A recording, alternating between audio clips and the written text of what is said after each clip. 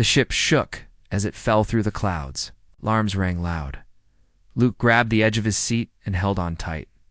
The small human transport ship had been hit by debris. Something from Space An old mine maybe had torn through its side. Now it was going down, crashing toward the moon below. The moon had no name, only a number. It was marked as abandoned, once home to an alien race who left during a war. The surface was mostly dead rocks and dry winds. But Luke had no choice. He braced for impact. The crash was hard, but he survived. The ship slid across the ground, metal scraping against stone. Smoke filled the air. When it stopped, everything was quiet. Luke coughed and unbuckled himself. Pain shot through his side, but nothing seemed broken. He grabbed a small pack, water, and his tools. He knew staying inside a broken ship was a bad idea. Stepped out into the dusty air. The land was silent. Broken buildings could be seen far away. It looked like tall towers, twisted by time and heat.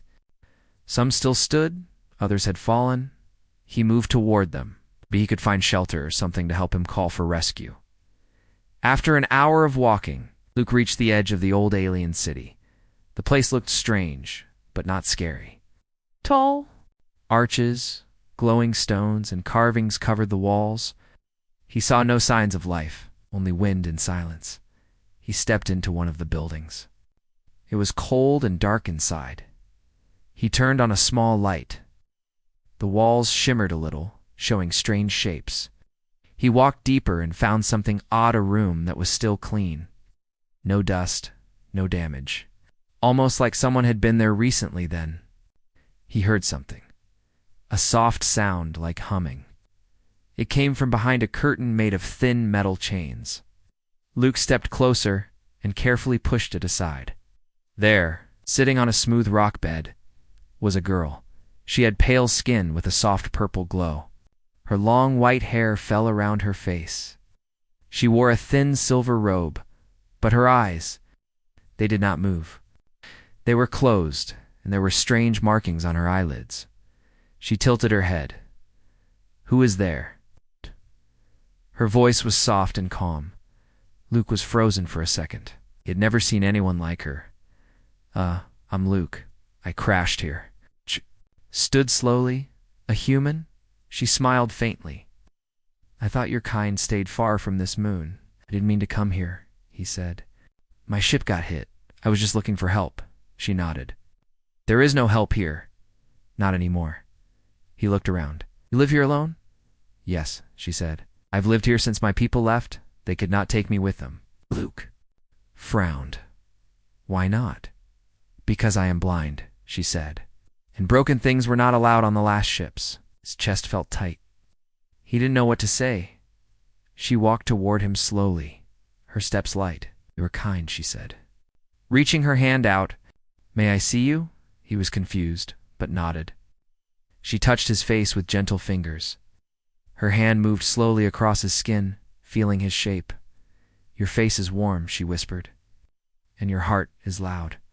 "That's just fear," he said, trying to smile. She tilted her head again. "No, it's not fear. It's worry." Luke didn't know how she could tell, but she was right. He was worried for himself, for her, and for how strange everything felt. "My name is Kailari," she said. "You may stay here if you wish." He nodded. "Thank you. I don't want to bring trouble." "Trouble already lives here," she said with a sad smile. "But I think you are different." I followed her back to the bed area. She offered him a seat. He looked at the walls. Soft lights moved across them, reacting to her presence. The room was powered by something ancient, but still working. As the hours passed, they talked. Kailari told him about her world. Once, it had been filled with music, color, and peace. Then the war came. Her people fled. Only a few were left behind, those who could not serve or fight. She had been a princess, but not in the way humans thought. She held no power. She was meant to listen, guide, and protect memory. But when she lost her sight, she was seen as unfit. "How do you survive alone?" Luke asked. "I listen," she said, "and I remember." "You never wanted to leave at first, yes?" she said. But now? I don't know. This place is part of me. Luke looked at her. Even though she could not see, she moved with grace. Her face was calm, her voice steady. He felt something shift in his heart. Not love, not yet, but something close. That night, he fixed a small machine to scan for signals. He wanted to send an SOS, but he waited. A strange feeling kept him from rushing. Maybe he wanted to help her first. Maybe he didn't want to say goodbye so soon. Before they slept, Kailari asked him, "Do humans believe in fate?" "Some do." He replied, "Why?" "Because I think you were meant to find me," she whispered. And for the first time since his crash, Luke didn't feel lost anymore. The morning on the moon was not like on Earth. There was no sun, just a pale glow from the sky. Still, Luke woke early. His back hurt from sleeping on the stone floor, but his mind was full of thoughts. The night before had felt like a dream. Now he knew it was real. Kaola Ray was already awake. She sat near the glowing wall, her hands placed gently on the surface. Lights moved around her fingers, dancing like soft waves. "Does it talk to you?" Luke asked, walking over. She smiled. "No, but it remembers. These walls carry the memories of my people. The light helps me feel them." Luke sat beside her. "So this whole place is alive?" "Not alive," she said, "but not dead either. It listens. It responds." He was amazed. Human buildings were strong, but cold. This place felt warm, even though it was made of stone and metal. He wondered how her people had created such things. Kalari turned her head toward him. "You were sad last night?" "I was just thinking," Luke said, "about how strange this all is. I crash, and instead of danger, I find you." "You? You wish it had been someone else?" "No," he said quickly. "I'm glad it was you." Her lips curled into a small smile. "Then I'm glad too." After a quiet moment, Luke stood up. "I want to fix the old transmitter on my ship. If I can power it up, I might be able to contact someone." Kailari nodded. "You should. You don't belong here forever." Luke paused. He didn't want to leave her behind, but he didn't know what else to say. He left the building and walked back to the crash site. The wrecked ship still smoked a little, but most of the damage was old now. He climbed inside and pulled out what he needed: wires, tools, a small backup battery. As he worked, he thought of her words. "You don't belong here forever. Maybe not. But what about her?" When he returned, Kailari was waiting with food, small fruit-like pods from the garden area behind the ruins. They were sweet and soft, filled with water. "You grew these?" Luke asked. "No," she said. "They grow themselves, but I take care of them." They sat under a stone arch and shared the fruit. A gentle wind moved through the ruins. It was peaceful. "Why did your people leave you?" Luke finally asked. Kailari touched the stone beside her. "In our culture, only those with purpose are taken on the last ships. I was born with sight, but I lost it when I was young. He said I could no longer fulfill my role. I was a memory keeper, blind. I could not read the scrolls or guide others." "But you can speak and think and feel," Luke said, confused. "Too." "Then that was not enough," she whispered. Luke felt anger rise in his chest. "They were wrong, maybe," she said. "But I don't hate them. They feared the end. They made choices to survive." He admired her calmness. Most people would be bitter. But she had turned her pain into strength. "Kailari," he said softly, "do you ever get lonely?" She tilted her head. "Yes, all the time. Until now." Luke looked down at his hands. "Me too." That night, he set up the small transmitter near the window, connected the battery and checked the signal. Weak, but working. He started sending short bursts into Spaca, basic rescue code. Just in case someone was listening, he didn't tell Kalari right away. Instead, they talked more. She asked about Earth. He told her about oceans, cities, and the sky filled with stars. She listened with wonder. "What color is the ocean?" she asked.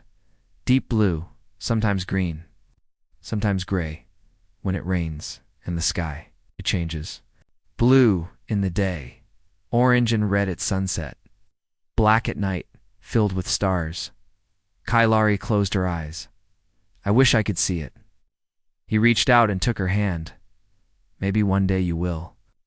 Her fingers tightened slightly. Ah! You were kind. Luke, very kind. He didn't speak. The feeling in his chest was too strong to explain. He didn't want to ruin the moment.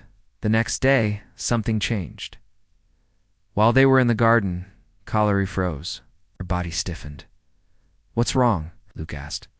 Someone is here, she whispered. I can smell them. He looked around. Alarmed, he saw nothing. But then, far in the distance, he noticed movement shapes between the broken towers. He pulled Kailari behind. A Wallen peeked out.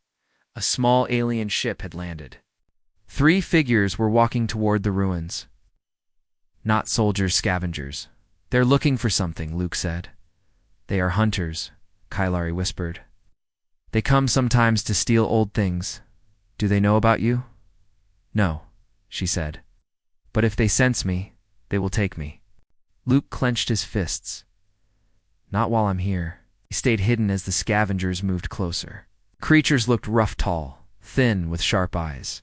They spoke in a harsh language. They entered the ruins and began picking through. The rooms Luke had to think fast. He led Kailari through the back tunnels, guiding her with his hand. They reached a deeper chamber, one filled with old machines and storage pods. Stay here, he said. Don't make a sound. Luke, she reached out, but he was already gone. He moved quietly, using shadows to hide. When the scavengers found the transmitter, they laughed. They knew someone was here. Luke waited, then used a small piece of metal to throw a noise across the chamber. The scavengers turned and followed it. While they were distracted, Luke ran back, grabbed Kailari, and led her outside. They didn't stop until they were far from the ruins. They hid in a narrow cave, breathing hard. I'm sorry, Luke said. This is my fault. They followed. My signal, Kailari shook her head. No, this is not your fault. You only wanted to go home. He looked at her, her face calm even now. I'll protect you, he said. No matter what. She placed her hand on his chest. I believe. You. The cave was cold and quiet. Small crystals glowed faintly on the walls, giving the space a soft light. Luke sat near the entrance, watching the path outside. Kailari sat beside him, her back straight, hands resting in her lap. They had escaped. The scavengers, but for how long? Luke knew those creatures were not fools. They would search the ruins and find signs of life as footprints, broken tools, maybe even the remains of the fruit they had shared. Kailari broke the silence. They will return, I know, Luke said. They will not leave until they find something. He looked at her and would make sure they don't find you. She turned her face toward him. You're not after me alone. You carry tools, tech, things they can trade. They will chase both of us. Double quotes, Luke gave a small smile. Good thing I know how to hide. Kailari smiled too, but only for a second. They are not the worst kind. The worst ones don't ask questions. They just take. He placed his hand over hers. Then I'll make sure no one takes you. Her fingers gently held his in return. You are brave, he chuckled lightly, or just very, very stubborn. Later, as night fell, they moved deeper into the cave. Luke found an old vent path, narrow and dark, but safe. It led to another part of the ruined city, far from where they had stayed before. Kailari followed him closely, holding his arm. She trusted his steps completely. How can you move so calmly? He asked as they crawled through. I do not fear darkness, she said. I've lived in it for a long time. Her words struck something deep in Luke. She had lived alone, blind and forgotten, for years, and yet she was still calm, still kind. Many humans would have gone mad in her place, but not Kailari. They reached a new chamber. This one had carvings on every wall, strange symbols that glowed softly under the light of their lamp. Kailari touched the stones and stopped. This is a sacred place, she said. Should we leave? No, she whispered. This is where truth was spoken. This is a place of choice. Luke didn't know what she meant, but he felt the room was different. Peaceful. Heavy with old memories. They sat down on the floor, tired and silent. After a long pause, Kailari spoke again. I want to ask you something, she said. Go ahead. Do humans choose their mates with heart or with reason? He blinked. Both, I think. Sometimes one more than the other. And do they stay once they choose? The good ones do, he said softly. She nodded. In my culture, we don't see with eyes. We see through feeling, scent, memory. When we ask someone to become part of us, we say, please have mate with me. It means, share my pain, carry my hope, stay with me. Luke swallowed. That's beautiful. She turned toward him, her face close. I say this now, not as a command, not as a trap, but as a truth. I say it because I see you. He couldn't speak. Her words were too real, too deep. Please, have mate with me, she whispered. Luke looked into her closed eyes. Her face was calm, but he saw the small tremble in her fingers. She was scared not of him, but of being rejected. He took her hand and held it gently. Don't know what the future looks like, he said, but I want to stay. I want to be with you. She nodded slowly, and a quiet breath escaped her lips, like relief outside the chamber. A sound echoed. Luke stood quickly. Footsteps. He moved to the corner and peeked through a crack. The scavengers were back, and they had brought more. 4. Now, armed and moving in a pattern-searching tracking, he turned to Kailari. They're close. I'll follow, she said without fear. They moved through a broken archway, stepping onto a higher ledge. From there, they could see the center of the ruined city. The scavengers had set up camp. Strange lights blinked near their ship. Not leaving soon? Luke whispered. Kailari touched the wall beside her. This place has tunnels, old escape paths. I remember the stories. Can you lead me? Yes, she said, if you walk with me. They climbed down slowly. Kailari stopped often, touching the stones, breathing in the air. Then she turned and moved left, into a crack in the wall. Inside, the tunnel was tight and silent. It had a duck and moved sideways. Kailari walked with surprising ease. You've been here before? He asked. No, but I know the path by scent and echo. They reached a larger room. There, hidden in shadow, was an old machine, round, tall, and covered in dust. What is that? Luke asked. A beacon, she said. Used long ago to call for help. His heart jumped. Can we turn it on? Maybe, she said. But it takes energy. More than we have. Luke thought quickly. If I connect my backup core to it, it might work. Just for a moment, and then do it, Kailari said. Once you light the sky, more eyes will look down. He nodded. He opened the pack, pulled out the core, and began wiring it in. Kyler sat near him, listening to each click and spark. Finally, the beacon hummed. A soft blue light pulsed. Then, it shot upward, a thin line reaching the stars. Signal sent, Luke whispered.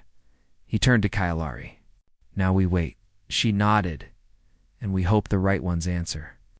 They returned to the hiding place and watched the stars. The beacon faded, but they both knew someone, somewhere, would see it. As they sat close, Luke said, You were right about you. What? That I was meant to find you. She leaned her head against his shoulder. And now that you did, will you stay? Yes, he said, for as long as I'm breathing. The stars above the ruined city looked calm, but the ground below was full of fear. After the beacon shot into the sky, the scavengers became restless. They knew someone had sent a signal. They began searching faster, speaking in sharp, angry voices. Luke and Kailari stayed hidden in the shadows of the deep tunnel. They had returned to the small chamber near the sacred carvings. It was one of the few places untouched by time. Even the scavengers avoided it, not knowing its value. Luke checked the transmitter again. Signal is still strong, he whispered. If anyone is close, they'll pick it up. Kailari sat beside him, her hands folded in her lap. Your people, will they come? I don't know, Luke said honestly, but I hope they do. tilted her head toward him. And if they come, will they take you away from here? He looked at her, then slowly reached for her hand. Not without you. Her fingers curled around his. They might not understand me. I'm not like your kind. You're not supposed to be, he said. You're you. I don't want them. To see that, they sat in silence for a while. Kylari's breathing was calm, steady. Luke felt peace next to her, even in danger. He had faced fear before storms, battlefields, even deep space. But this was different. This was about someone else's safety. Then the silence broke. Footsteps echoed again. The scavengers were in the tunnels. Luke stood up quietly, holding his small light. We need to move. Kylari nodded and rose without a word. She knew the city better than anyone. Her senses guided them like an unseen map. She led Luke through narrow paths, past old doors under broken beams. This way, she whispered. They reached a wall that looked solid. Kylari touched a stone, and it slid. Open. Behind it was another tunnel, older and full of dust. How did you know this was here? Luke asked, amazed.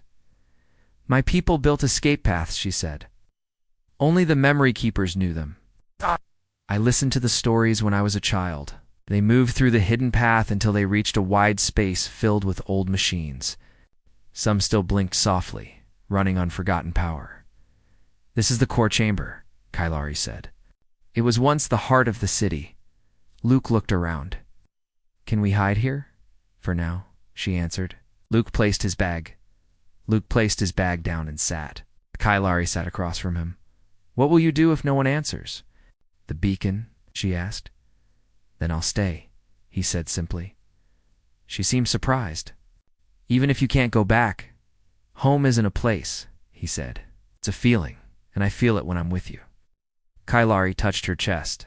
I don't know what to call this feeling, but I feel it too. A faint sound came from outside the chamber. Luke stood and looked through a small crack. 2 scavengers were nearby, scanning the walls. They hadn't found the door yet, but they were close. They won't stop, Luke said. Not until they catch us.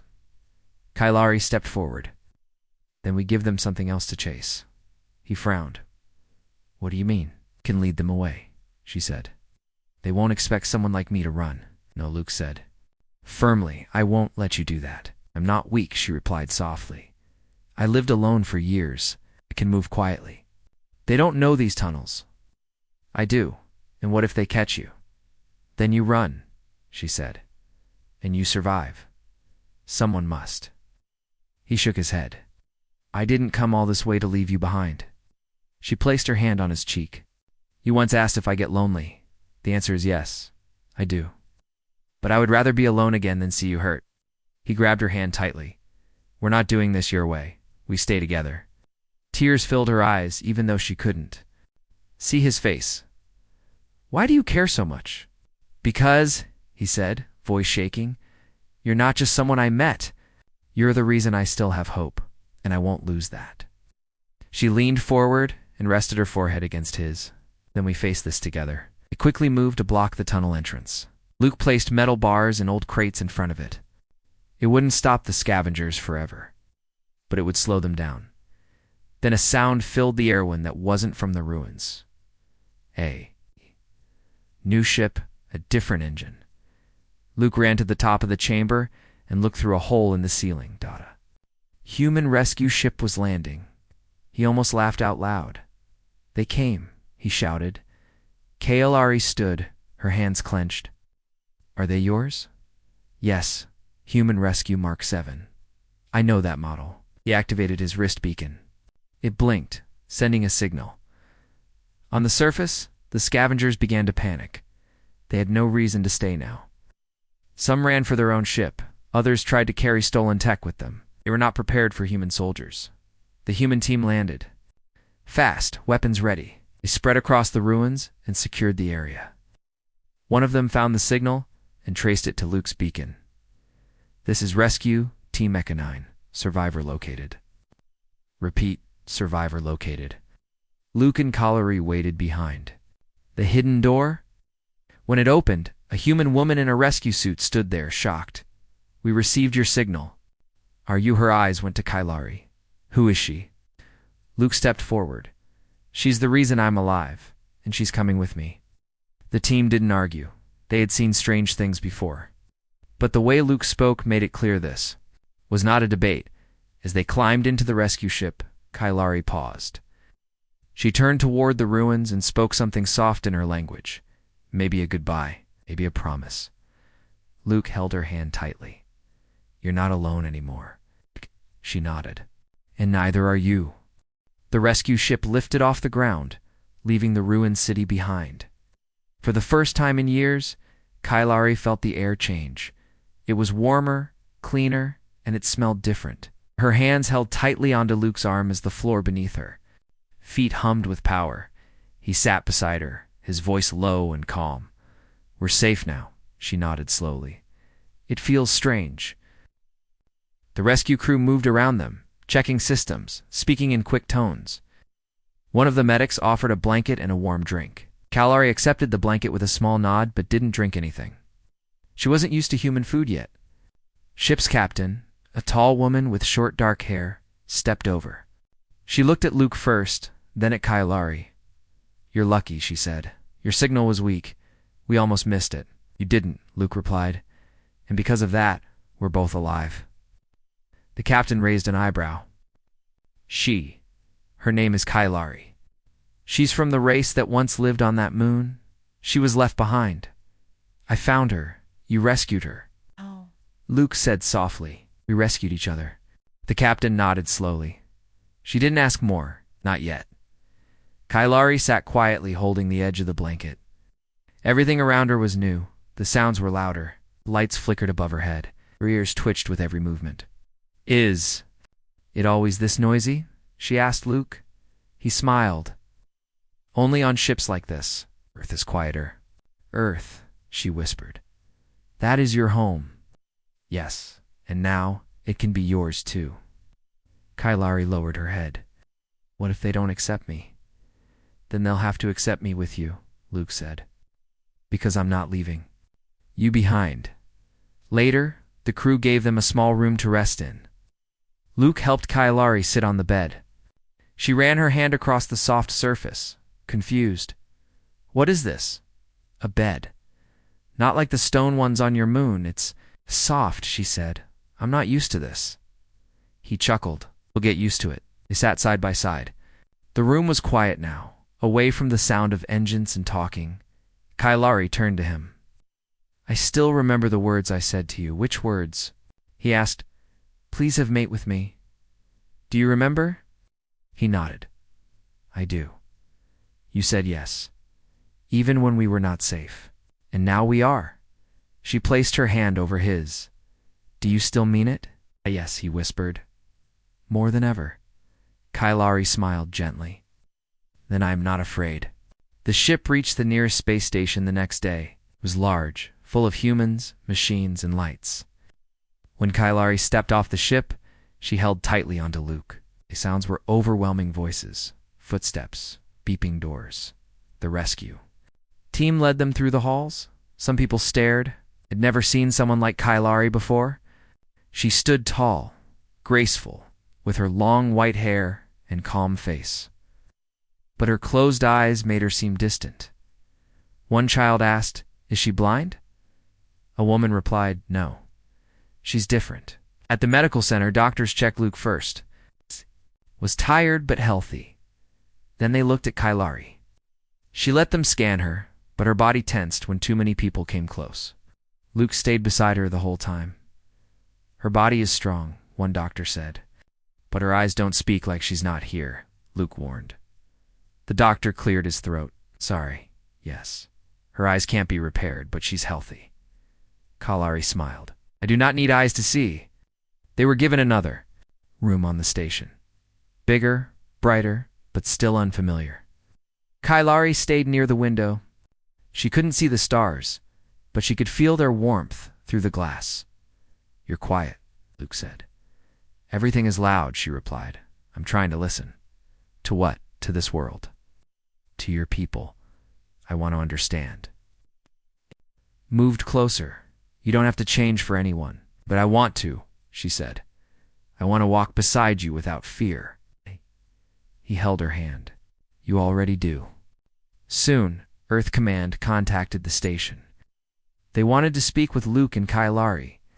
An officer came to see them, wearing a formal suit and a serious face. We've reviewed your report, the officer said. We want to ask about your companion. Her name is Kailari, Luke said firmly. Not companion. She's a person. The officer nodded. Yes, of course. We just want to know, what is she to you? Luke looked at Kailari, then back at the officer. She's my choice. My partner. I gave her my word. Kyler stepped forward, speaking calmly. In my culture, a mate is not someone you hold. It is someone you walk with for all days ahead. I asked him, and he answered. The officer looked unsure, but said nothing. We will take you to Earth. He finally said, Your story has already reached the council. People are curious. As they prepared for the journey to Earth, Kailari sat beside Luke in their room.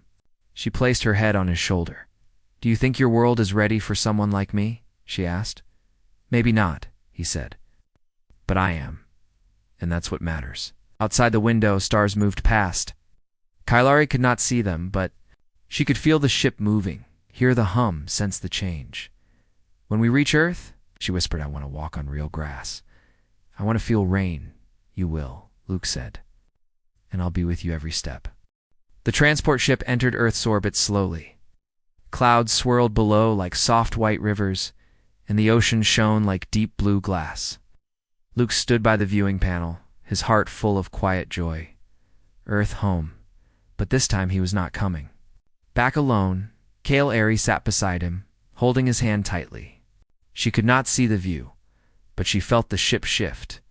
Her senses told her they were near something powerful and alive.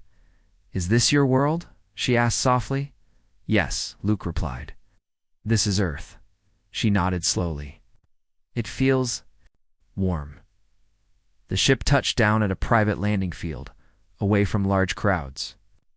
A small group of humans waited for them, officials, doctors, and a few curious scientists.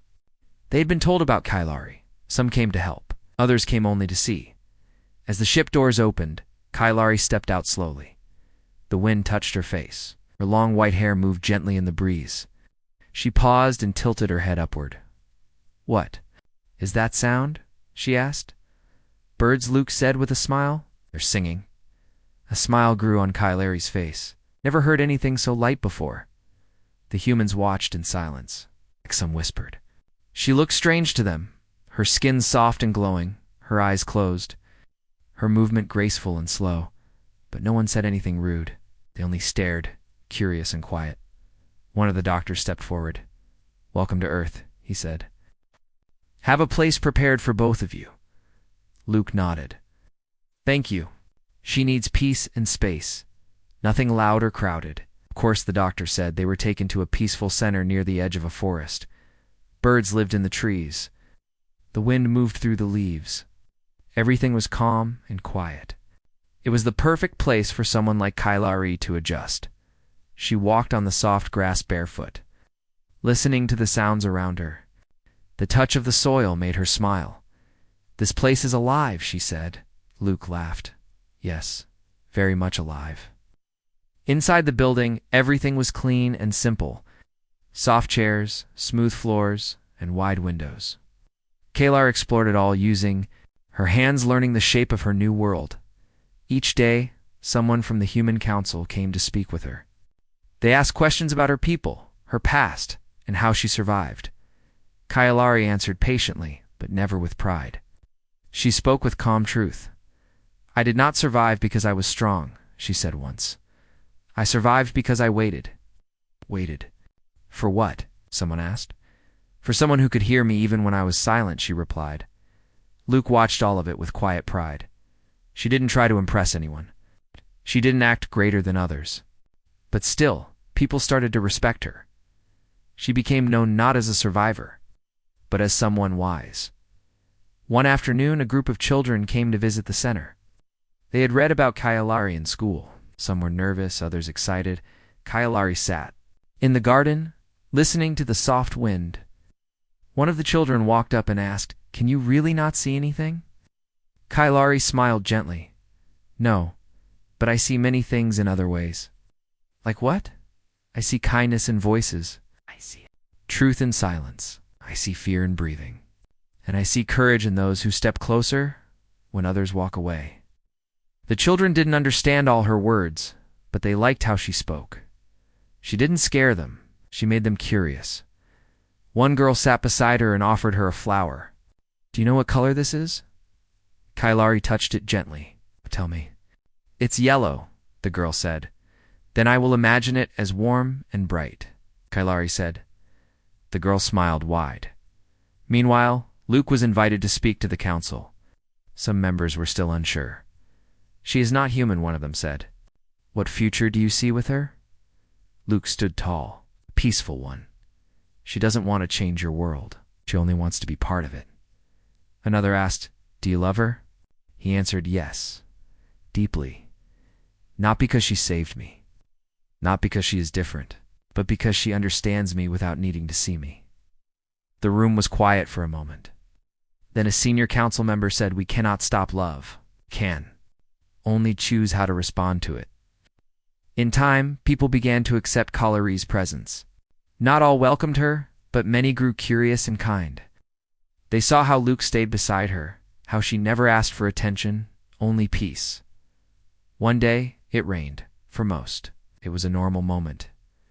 For Kailari, it was something magical. She stood in the garden, letting the raindrops fall on her face. She smiled and lifted her hands. "It's soft," she whispered, "and it dances." Luke walked out and stood beside her, wet from head to toe. "This is rain," he said.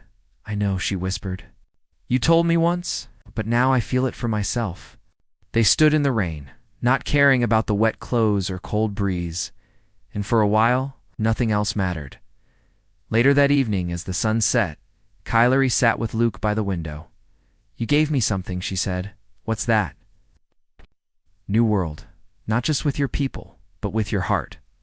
He took her hand, "And you gave me purpose. I thought I was just an engineer.